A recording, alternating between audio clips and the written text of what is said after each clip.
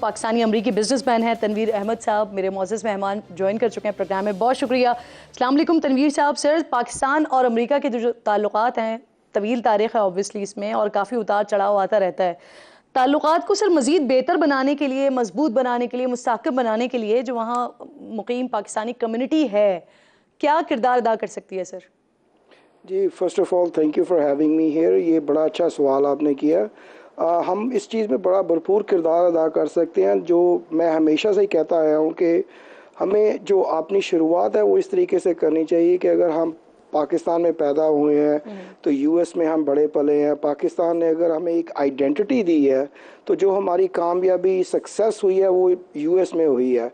तो हमें एक प्राउडली जो है ना वो कहना चाहिए कि हम दोनों बाशिंदे हैं, दोनों मुल्कों के शहरी हैं और दोनों मुल्कों को लेके चलना चाहिए। बट अनफॉर्चुनेटली जो पाकिस्तानी एक्सपर्ट्स हैं वो या तो पाकिस्तान की बात करते हैं या सिर्फ अमेरिका की बात करते हैं। तो ये जो चीज़ होती है वो थोड़ी सी पाकिस्तान के डिसएडवांटेज में चली जाती है। तो मैं जो है ना सबको यही कहता हूँ कि जब भी बात करनी है यूएस पॉलिसी मेकर से, कांग्रेसमैन से या सेनेटर से, तो एक जो टुगेदर बात हो सकती है पाकिस्तान और यूएस को लेके, उसका जो नतीजा है वो पाकिस्तान की फेवर में बहुत ज़्यादा अच्छा आ सकता है। अच्छा तनवीर साहब, अब नवंबर में होने जा रहे हैं वहाँ पे इलेक्शन और व्हाइट हाउस में ट्रंप की वापसी के हवाले से बातें हो रही हैं। अगर ऐसा होता है तो सर इसका इम्पैक्ट क्या होगा पाकिस्तान में, क्योंकि माजी में हमने देखा है ट्रंप ही वो सदर थे जिन्होंने पाकिस्तानी इमदाद पर पाबंदी लगाई थी और ट्रैवल बैन समेत काफ़ी सारी चीज़ें हैं जो इक़दामात हैं उनके, याद हैं सबको। देखिए, जो कई दफ़ा जो हम एक मिसपरसेप्शन लेके बैठ जाते हैं कि जी किसी ने कोई मीडिया में कोई बात की है या जो है ना कोई किसी ने कोई बयान दे दिया है, तो ये एक स्टेट की पॉलिसी नहीं होती है। और स्टेट की पॉलिसी जो है ना वो वक्तन फ़वक्तन चेंज होती रहती हैं। अभी जो स्टेट की पॉलिसी है शायद हो सकता है कि जब ट्रंप अगर नवंबर में इलेक्शन जीत जाते हैं वो पॉलिसी ना हो, उसके कोई बरक्स आ जाए। तो हमें ये नहीं मानना चाहिए कि जी किसी ने अगर मीडिया में कोई बयान दे दिया या किसी इवेंट में कोई ऐसा बयान दिया, चाहे वो सर्विंग प्रेसिडेंट ही क्यों ना हो, जिसकी मैं आपको एक ज़िंदा मिसाल देता हूँ कि 2022 में शायद आपको याद हो कि प्रेसिडेंट बाइडेन ने एक फंड रेजिंग इवेंट में पाकिस्तान के बारे में कुछ बात की थी, जिसको मैंने बड़ी पुरजोर मजम्मत उसकी की थी। और 2-3 दिन के अंदर अंदर वो प्रेसिडेंट बाइडेन ने वो अपनी जो स्टेटमेंट थी वो ले ली थी कि ये मेरा कोई ऑफिशियल बयान नहीं था। तो मेरा नहीं ख्याल कि हमें इस चीज़ को बड़ा सीरियसली लेना चाहिए, क्योंकि ये एक ऐसा मिसपरसेप्शन है कि जो पाकिस्तान के अगेंस्ट ही जा सकता है। तो तनवीर साहब, आप काफ़ी अरसे से सर अमेरिका में मुकीम हैं और वहाँ का जो पॉलिटिकल सिस्टम है उसको भी आप बहुत अच्छे तरीके से जानते हैं।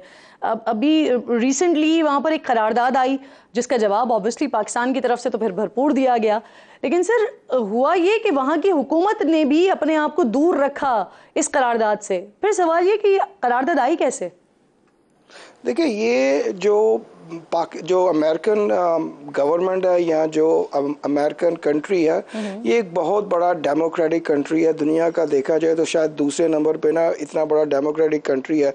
यहाँ की पॉलिसीज़ बड़ी मैच्योर होती हैं जो और बड़ी सेंसिटिव होती हैं। फॉर एग्जांपल अगर आप कांग्रेस को देखें तो कांग्रेस जो है ना वो अपने लोगों को अपने हलके को रिप्रेजेंट कर रहे होते हैं। जो भी उनकी कोई चीज़ या कोई पॉलिसी लेके वो आगे चलते हैं या कोई कांग्रेस में कोई करारदाद सबमिट की जाती है तो वो अपने लोगों की इन्फ्लुएंस से होती है। उसका मतलब ये बिल्कुल नहीं होता कि ये पाकिस्तान के अगेंस्ट जा रही है। उसकी मिसाल मैं आपको इस तरीके से दे सकता हूँ कि अगर मैंने किसी कांग्रेसमैन को इन्फ्लुएंस किया कि मुझे ये करारदाद पेश करनी है, तो इसका बिल्कुल मतलब ये नहीं है जो कांग्रेस में लिया जाता है कि ये जी पाकिस्तान ने ये सबमिट किया या जो कोई एंटी पाकिस्तान है वो सबमिट कर रहे हैं। तो इस चीज़ को लेके अभी जो करारदाद की अगर आप बात कर रही हैं तो इस करारदाद को देखे वो एक पॉलिटिकल एजेंडा, पॉलिटिकल को लेके जब आप चलते हैं तो उसकी काफ़ी जो चीज़ें हैं वो पाकिस्तान की फेवर में भी जा सकती हैं, पाकिस्तान के अगेंस्ट भी जा सकती हैं।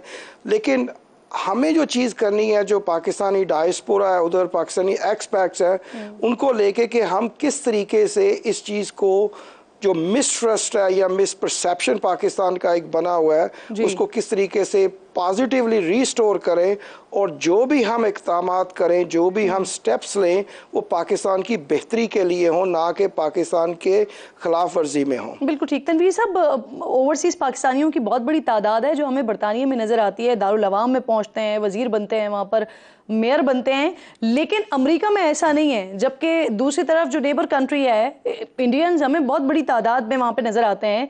मौजूदा नायब सदर भी इनफैक्ट इंडियन है। देखिए, सबसे अच्छी बात यह है कि देखिए, जो जैसा कि मैंने जिक्र किया कि जो है ना, अमेरिका बहुत ही एक मैच्योर डेमोक्रेटिक कंट्री है। वहाँ पे सबको ऐसे मौके मिलते हैं। मैं भी एक पाकिस्तानी अमेरिकन हूँ, मुझे भी ये चांसेस मिल सकते हैं। जिस तरीके से मैंने पहले जिक्र किया कि आई proudly call both of countries my home countries, और उसमें इसी तरीके से अगर आप देखें तो जो हमारी करंट वाइस प्रेसिडेंट है कमला हैरिस, वो भी इसी कैटेगरी में आती हैं कि वो एक एक्सपैक्ट थे, उनके जो पेरेंट्स थे वो एक एक्सपैक्ट ही थे। अब देखें कि अगर बरतानिया को लेके अगर वो सारे आगे आ रहे हैं, तो पाकिस्तान से जो माइग्रेशन बरतानिया में हुई है वो आज से तकरीबन 60-70 साल पहले शुरू हो गई थी, जबकि अमेरिका में अभी रिसेंटली शुरू हुई है तकरीबन 40 साल से। तो ये जनरेशन का जो एक आधी जनरेशन का जो गैप है ना, उसको भरने के लिए हमें कुछ साल और दरकार है। अब मसला सबसे बड़ा ये आता है अमेरिका में कि जो भी लोग पाकिस्तानी उधर गए हैं, उनको एक फियर है कि अगर हम आगे बढ़ेंगे या किसी से कोई क्वेश्चन करेंगे तो इसके जो नुकसानात है शायद हमें ही ना हो।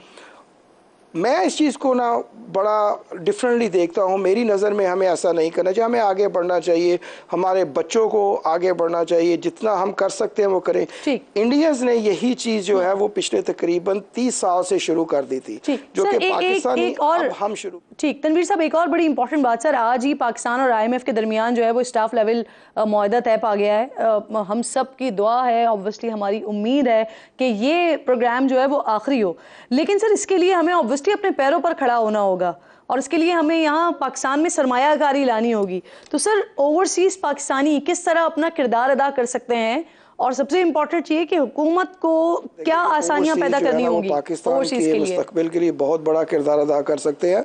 और जो आपने बात की कि हुकूमत को जो मेरी नज़र में करना चाहिए, जो सबसे पहले तो हमारी पॉलिटिकल स्टेबिलिटी आनी चाहिए। पॉलिटिकल स्टेबिलिटी आती है तो आपकी जो करेंसी की स्टेबिलिटी है वो आ जाएगी। जितने भी एक्सपैक्ट्स हैं ओवरसीज़ पाकिस्तानी हैं, सबको ज़्यादा फियर यही होता है कि हम पाकिस्तान में इन्वेस्टमेंट लेके जाते हैं तो वहाँ पे 2 साल के अंदर अंदर 20 से 25% डीवैल्यूएशन हो जाती है। तो जो एक प्रॉफिट कमाना वो तो बहुत दूर की बात है, जो हमारी ओरिजिनल इन्वेस्टमेंट होती है वो भी नहीं पूरी हो पाती है।